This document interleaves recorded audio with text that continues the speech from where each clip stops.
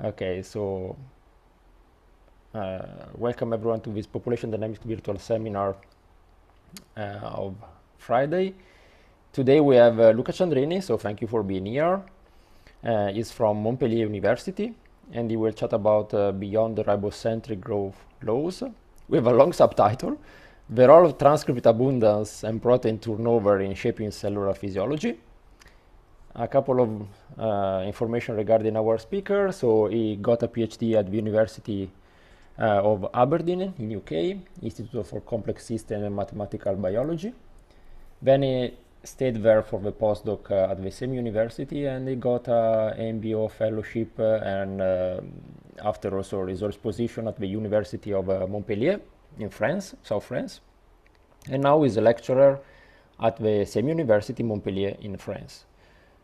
Regarding his interests, so basically he's interested in quantitative and systems biology, statistical mechanics, theoretical and computational biophysics, quite broad then. And he has a focus with main research on mRNA translation. So the idea is to understand the determinants and the regulatory elements and the impact of this one on the cellular physiology. So with this one, I would like to thanks again, Luca, for being here, and I will give you the possibility to share the screen, stop my sharing, and so please, you can go on. Thank you. Thank you, Marco. Thank you for the introduction. Let's see if it works. Do you see it full screen? Yeah, full screen now, thanks. Perfect, great. So thank you again, Marco and Rosalind, for the invitation. So today I'm gonna talk about some recent work that we have been doing about growth laws. So since I didn't know exactly the background of the audience, I prepared quite a broad introduction. And as Marco said, don't hesitate to ask a question, interrupt during the talk. I don't know if I will manage to read the chat, but Marco will probably read it for me.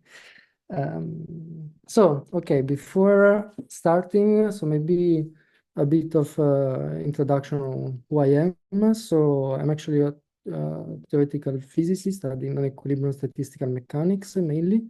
But then I soon try to apply these models into message translation. And in the last years, I try to move more and more towards data analysis, let's say model-driven data analysis. And now I'm getting more interested in quantitative physiology, merging all these approach, and we are starting on a small wet lab part. But I don't think I will talk about that today. So mainly large introduction, and I will start from some hypotheses and experimental facts. And this talk is going to be mainly on balance growth and exponential balance growth, to be more precise. So if we take a bacterial colony, in bulk, this colony will grow exponentially in time after spending some time in the lab, and then it will eventually saturate. And we are just interested in this exponential regime.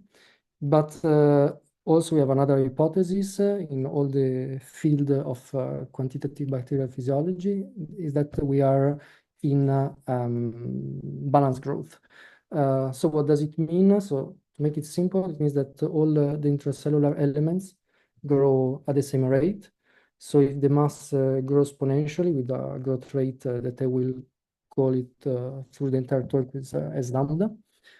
So that will be the same for the population volume and for the abundance of every single proteins. So if that is satisfied, then it means also that the concentrations, well, the ratio of extensive quantities will remain constant.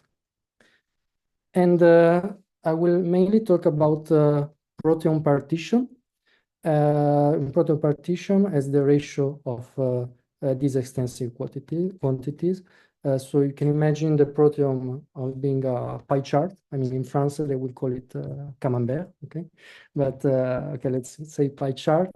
And we can divide this pie chart in different sectors. It's a sector, by definition, be the abundance of protein I divided by the total amount of protein. So this is what I will call a protein sector.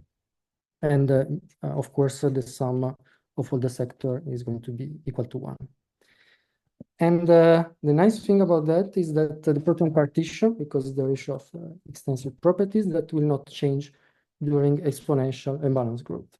So if we are in the hypothesis that I told you at the beginning, so this pie chart will remain constant. This is true for a given condition. For a given condition, in exponential and balanced growth, the protein partition will not change. But if we change condition, the division, the repartition of the pie chart will change. So we can say, I would say that the protein partition at a given condition can be seen as a cellular fingerprint. Let's say that the environmental condition fix the proteome allocation. And probably I didn't specify that before, so I'm interested, at least for this talk, in the population behavior. So I'm not talking about the single cell behavior and the population behavior. And I will be mainly interested about the ribosome sector. So how this ribosome sector will change at different conditions. And once again, I'm interested in the steady state behavior and not in changes from one condition to another condition. Although this can be generalized to shift from different conditions. So then what are growth laws? The growth laws are quantitative relationships that I think have been discovered in the 60s, I would say, from the Copenhagen school, Malo and co-workers, and a quantitative relationship, experimental, between the intercellular composition and the physiological state. So usually physiological state, we identify that with the growth rate. And there are different, many of these quantitative relationships. I said that I'm interested mainly in the one relating the ribosomal fraction, the allocation of ribosome, and the growth rate. And so what happens if we increase the nutrient quality, we can change the growth rate of lambda in the exponential growth. And the RNA over protein ratio, so which is a proxy for the ribosomal allocation, will grow linearly. And that these are relations that have been known since the 60s experimentally. And I think the first explanation that I could find, I might be wrong, but is this one from Malo from 1979. And the explanation is the following one. So substantially the production rate of ribosome R is exponential because all the quantities of the proteins grow at the same rate. So R dot equal lambda R. And you make a new ribosome in a way that is proportional with the elongation rate of the ribosome, so how fast the ribosome goes, because it's the machinery that translates and makes biomass and new proteins, times the number of active ribosomes, because only active ribosomes will contribute to this biomass. So if you arrange a bit, then you can find a formalization of this phenomenological growth. Substantially is a linear relation between the growth rate and the ribosome protein mass fraction, which in principle should be the only active ribosome. So the offset that you have in this law is supposed to be the amount of inactive ribosome that you have. And we'll come back to that towards the end. Then there are other laws. So now it's, let's say, one sector model that I try to explain with just the ribosomal sector, but of course there are other functional proteins, and so the ribosomes will assemble proteins amino acid by amino acid, but actually these amino acid or other precursors have to be produced. And for doing that, you need what is usually called a P sector, so proteins that are dedicated to catabolism that will take nutrients and will transform that into precursors, for instance, amino acids. And so you have the ribosome making ribosome, but the ribosome also making these catabolic proteins. and you can define a two-sector model. And the idea is that there is always a part of the protein that is fixed in quantities and will give a constraint on the sum of ribosomal sector and catabolic sector. And if you use that, and I'm not going to give you many details, but you will find that when you add some antibiotics inhibiting translation, also the catabolic protein like to adapt, and the cells try to compensate this by producing more ribosomes. So when you add the chloramphenicol for any given condition, you decrease growth rate and you increase the ribosomal sector. And then last thing that I wanted to say to then start with the results. So is what I would call the third law, is that if you add unnecessary proteins, unnecessary genes into the cell, then they will suck up resources from the protein synthesis machinery, and substantially the other sectors will have less resources and will shrink. So if you add unnecessary proteins, in this experiment, they added some reporter gene, which is useless in this sense, doesn't contribute to growth. And the more you add, the less you grow, like that. So these are the things that I'm going to use for the rest, during the rest of the talk. And so if there are questions on that, that is a good moment. Otherwise, I will pass to what we actually did. So try to give a mechanistic description, which include the transcription and translation for explaining these growth laws. So growth is, of course, coupled with the biomass production, so the central dogma, including transcription and translation. And what it matters is the flux, what I would call the transcriptional flux, producing messenger RNAs, and then the translational flux, producing proteins, and so biomass and growth. So now the big question is how we can model these transcription and translational fluxes. And okay, just a caveat with tension. So maybe before and from now on, I will use different terms as synonyms like fractions, allocation, partitions. And I do that because it can be shown that at steady state, the protein composition, so the sector that I explained before, reflect a bit the resource allocation at the cellular level. So in other words, if you have a fraction of polymerases that are transcribing a gene I, then you have a fraction of ribosomes that are allocated to the translation of the gene, and you have a final product, the protein fractions I, phi I. You will see that in the assumption, in simple assumption, you can prove that they are all the same. So when I talk about protein allocation, you can think of it as being like RNA polymerases allocation, making a transcript and then a ribosome translating this, the fraction of ribosome translating these transcripts. And of course, this is in a simplified version, but things can get more complicated, of course. So how do we want to model the transcription translational flux?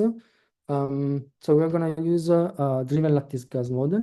So both processes are biopolymerization processes with polymerases or ribosome moving on a unidimensional substrate, so DNA or messenger RNA. And in both processes, you have particles, let's say RNAP or ribosome, joining the gene or the messenger RNA. We call this initiation. Then there is an elongation part and a termination part. And this is a model that has been studied in the literature since the 68, and that's actually is being called totally asymmetric simple exclusion process.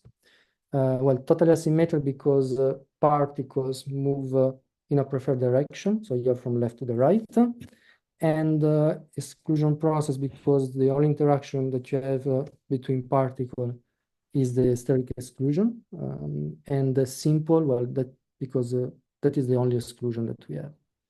So Alpha is a rate that we're going to use, epsilon as well, and beta usually is considered to be high and not limiting in the process. So be careful, I will show the equations for the simple case that I just showed, but actually RNAP and ribosome are much larger, they just don't cover one site. So I will show the equation to explain the results in an easy way, but all the actual results are done with the complete and full model. So just for the people that are not familiar with the traffic model, so we're interested in the particle current, and the particle current is a parabola in this simple model. Is the probability that a particle is occupied times the probability that that a site is occupied by one particle times the probability that the next site is empty. And as a function of the particle density, you have three different phases. Let's say one that is called low density, with just a few particles on the lattice, a high density, which would be full of particles, and the maximal current for which you get well, actually your maximal current in the system. And of course, people can do that as a function of the open boundaries of the alpha initiation, beta termination, and you will fix the density in the lattice by fixing these rates. So now the important thing is that when you change initiation, you can pass from a region that is increasing in particle current and in particle density, and at some point when you reach the maximal current or even the high density phase, you will saturate. So the take-home message from all this is that there are some regions in which you can increase the initiation rate of transcription and translation, and your current will increase. And at some point, you will have a phase transition, and the system gets saturated with particles, so RNAP or ribosomes. So now, let's go back to the problem. So I'm interested in computing biomass production, so the PDT, how many proteins you produce per unit of time. And now I try to do something a bit more mechanistic with respect to the phenomenological derivation of the growth flows. So I'm saying that the total protein production is the amount of messengers in the RNA that you have times the translational flux. And then in principle, you can have degradation of the protein, but I will come back to that at the end if we have time. So the initiation rate is usually fixed by the amount of free particle. If we focus on translation, the amount of free ribosome that are not still not engaged in translation. So it's fixed by this concentration. And then with the model, we can compute the amount of bound ribosome that are actually transcribing and producing the current. And we know that from the theory. And if we think that the total number of ribosomes is fixed, well, we know the amount of free ribosomes. And also we know the translational current. But this is just for one lattice. Then we have to consider all the lattices, so all the messenger RNAs in the cell. And so we have an idea of the total production current, which should be the derivative of the amount of proteins that are produced. So now if we put all that together, we'll have a relation between the initiation rate and the amount of free ribosome, and we can write how the amount of free ribosome changes by changes the microscopic rates and the amount of messenger RNA. Substantially, we are saying that initiation depends on the free ribosome and messenger RNA. Substantially, we have a competition process between the different messenger RNAs. And well, one can write this in different ways. I think I like more the one on the bottom right. Substantially, it means that if you increase, so it's like a Hill function for the pressors, if you increase the amount of messenger RNA, your initiation rate of translation will decrease. And this, we call this regime complex formation mutation regime. because it actually is the binding, let's say, is the interaction between the ribosome and the transcript that is limiting. And well, this was for the low density phase, but then I said before that we can also get to a saturated phase. Well, if we reach this regime, then actually we don't have any feedback from the pool of free ribosome and the current. So we can easily compute all the quantities at play. So we can put all this together, and we can try to see if we manage to get a more mechanistic description of the growth laws. And this is a work that I've been doing with Ludovico Calabrese, who is now at postdoc at the Biocentrum, and Marco Cosentino Lagomarsino, and part of the work also by Philippe Fuchs, who is a PhD in Montpellier.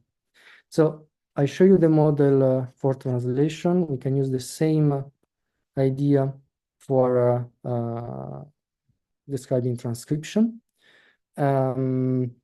The only difference that we will have to consider the gene copy number and the degradation rate of the messenger RNA, but the ingredients are the same. And then how do we couple growth? Well, saying that we are in exponential growth like that. So once again, there are, let's say, two different regimes for transcription, so saturated or non-saturated, and two different regimes for translation, saturated or not saturated. So we have four possible states in which both translation and transcription are saturated, etc., etc.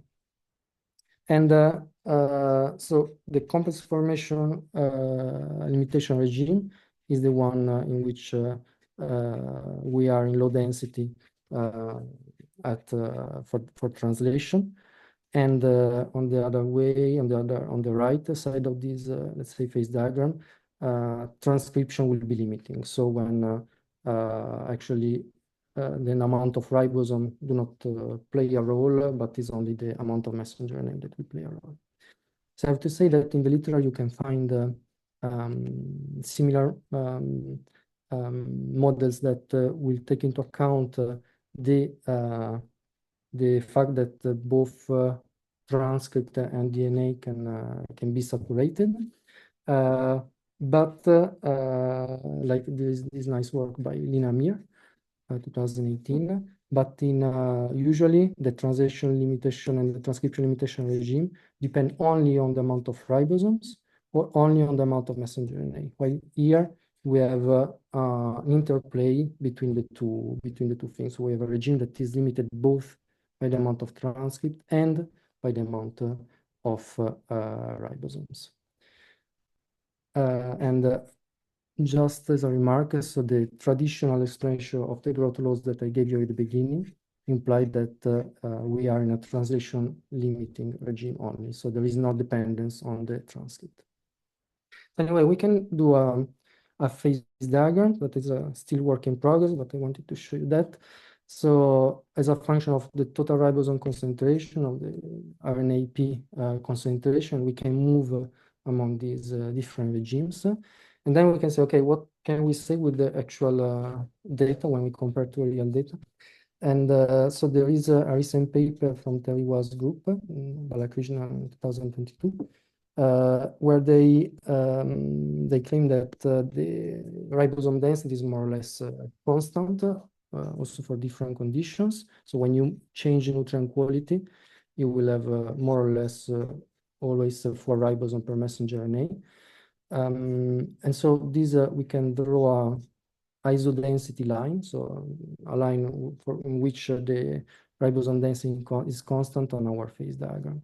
And if we do that, so without actually fitting the model and the data, we find a good agreement between the experimental data that are inferred or measured also always in this paper and our theory that is for the transcriptional flux, sorry, and also for the amount, so the concentration of available ribosomes and for the concentration of available RNA polymerases.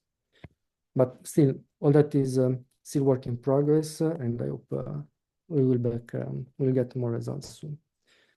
So now I want to go back to the growth laws, and I would like to show you some work that I've been doing mainly with Marco and Ludovico.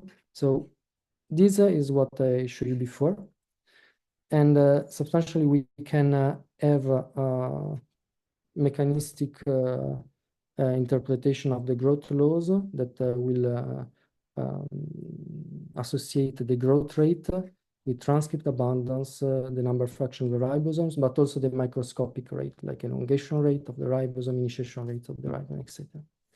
And we have a model which considers traffic of the ribosome and the RNAP in principle. And this is what Philippe and Johannes, PhD Montpellier, are doing now. But if we neglect this traffic part, which is probably not supposed to be relevant at the physiological condition, we still have our complex formation limitation regime, in which the competition for messenger RNA and ribosome is important. So this is the relation that we got between the growth rate and the amount of transcript and ribosomes.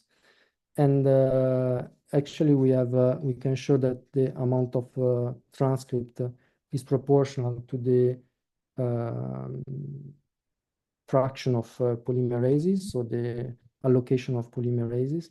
So we can write a relation between the growth rate, the ribosomal sector, and the RNA polymerase sector, having a new parameter that we call the supply-demand trade-off, which is substantially as a composite of microscopic parameters. So in principle, we could estimate this parameter if we had all the measurements, all the microscopic parameter measured, which unfortunately is not the case. We cannot directly measure all these rates, but we have another relation between the transcript and this Kn parameter and the fraction of polymerase, which is measured. So we can infer this parameter from data. And actually, data suggests that there is a linear dependence between these composite parameter and the growth rate.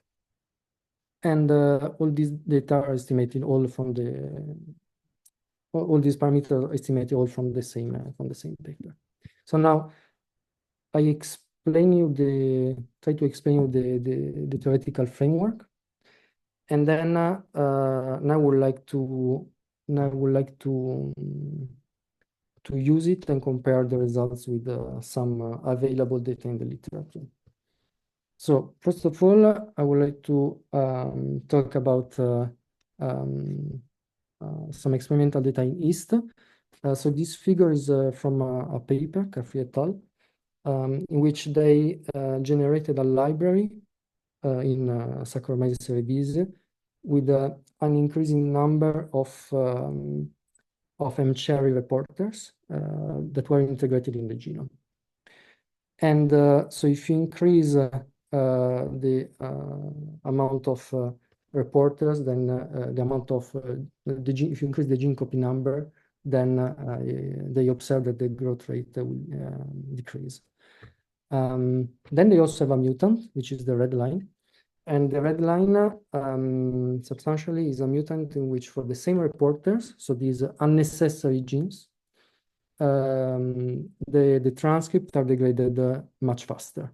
So the idea behind that is to evaluate the cost of translation and the cost of transcription. If a transcript is produced but is degraded before it is going to be translated, then you can just evaluate the cost of transcription. That is the idea behind that. And so we took their data, we analyzed them, and this is their data as a function of the unnecessary proteins produced, so for different strains with different gene copy number. And we can see that the growth rate decreases, and we fitted our model with their data. And then we wanted to analyze their mutant, the data from their mutant. So this mutant, I remind you, it's a faster transcript degradation. So substantially, there is no cost for translation in principle, but mainly cost for transcription. And we compare with a model with just translation limitation limiting. So let's say the traditional growth laws. And then we compare to our model, in which we have the complex formation limitation, so a dependence of the growth rate on both the transcript and on both ribosomes. And we managed to reproduce well their experimental data. And another, let's say, experimental evidence that the amount of transcript can be important in growth laws is also from the same paper from Terry Watt's group in 2022, in which they observed that the messenger RNA concentration also increases with in a linearish way by increasing the nutrient quality, so increasing the growth rate. And this has been shown in E. coli. So we wanted to see if our model was also compatible with that. And in order to do that, we took our relation between the growth rate, ribosome, and RNAP allocation. And then we tried an optimization method. So the hypothesis behind that is there is an optimal allocation strategy that is trying to maximize the growth rate. So substantially, when there is a change in condition, so the cell will try to adjust the growth rate by changing their protein composition and trying to maximize the growth rate. So we look for the protein partitioning at different condition that will maximize growth. So, and if we do that, so we have, of course, some constraint, the Planck's balance, the mass conservation, and if we optimize growth, we obtain a relationship that can reproduce their experimental results on the messenger RNA concentration against the rescale growth rate. So for this first part, that is those are the take-home messages. So growth laws, I gave you a brief introduction on growth laws. So there are quantitative relationship between the cell physiology and the cellular composition. And then we developed a model that included both transcription and translation, and that correlate gene expression and growth. And usually it's only the translation part that has been considered in the literature. So we studied this novel complex formation limiting regime, and we found that that is in a good agreement with data both in yeast and in E. coli for what concerns the laws between the messenger concentration and the growth rate. And then there are more things that we could do with the model that, well, I didn't have the time to explain today. So that is the first part about the transcription, but I still didn't talk about degradation. If you remember at the beginning, I said that, okay, so far I neglect degradation. But actually, if you start studying slow growth, so with a small, a low growth rate, actually becomes more and more relevant. So this is the standard picture, let's say. We have the model that I explained before, then you can plug different relation for the biomass production, the J. And so in the standard view, the offset that you have in the growth laws is the number for the fraction of inactive ribosome that you have. But so that means that at zero growth, you will have zero active ribosome.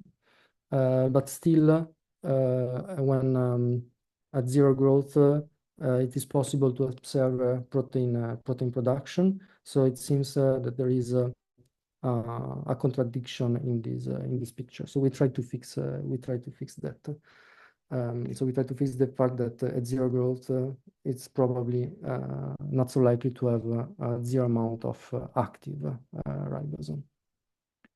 So we considered degradation, and that is again a work with Marco and Ludovico. And we wanted to understand the impact of degradation in shaping these growth laws. So then the model would be simply modified like that, and we can study how changing the degradation will actually change the behavior of the ribosomal sector against the growth rate. And actually by increasing the protein degradation rate, so we can actually change the offset of the growth laws. And also we can change, and well, if we change the elongation rate, we can also change the slope of this growth law. But okay, we focus more on the first. The important thing is that if we consider a model with protein degradation, then the amount of inactive ribosome will also change as a function of this degradation rate. And when we wanted to compare the model taking data from the literature, we actually found out things that we didn't expect at the beginning. So that actually the degradation rate is also growth dependent. And there are not many data for E. coli. So we had to reanalyze data from the 70s. And there are no systematic study of protein degradation at different growth rates. But it seems that there is a trend of increasing increasing protein degradation at slow growth. And the same we could say for yeast. These are more recent data, some SILAC experiment, but still if you compare different groups, you will obtain different behavior, but it seems that there is a trend that slow growth protein degradation, the rate of protein degradation increases. So the point is that if we have a protein degradation that increases at vanishing growth, it will become more and more important compared to the dilution rate. And substantially part of the ribosome producing the biomass, so the current of production, part of this current will be focused on dilution, and part actually is necessary to compensate degradation.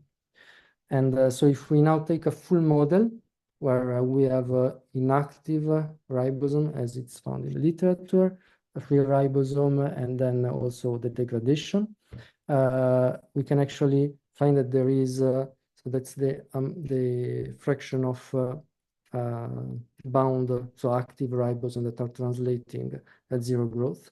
We obtained that around 20-25% of the ribosome are actually of the offset are actually contributing to biomass production, but is not will not go into growth, but is only necessary to compensate the protein degradation. So let me quickly summarize this second part. So protein degradation is often we say always neglected in the literature in this field, because the rates of protein degradation are thought to be much larger than the growth rate, so can be neglected. Also, that is not so true when you go at slow growth, and the data suggests that the degradation rate is also growth dependent, at least where we could find the data, so in E. coli and in yeast. And our other result, we think we have kind of fixed this inconsistency between the model and the data, and we find out that let's say 20-25% of active ribosome can still contribute to the offset, and there are still active ribosome even if at zero growth rate. So, and with that, so I would like to thank all those people. So for this work in particular, Marco, Ludovico, Filippo, and Johannes, and of course, thank you for the attention. Thank you, Luca.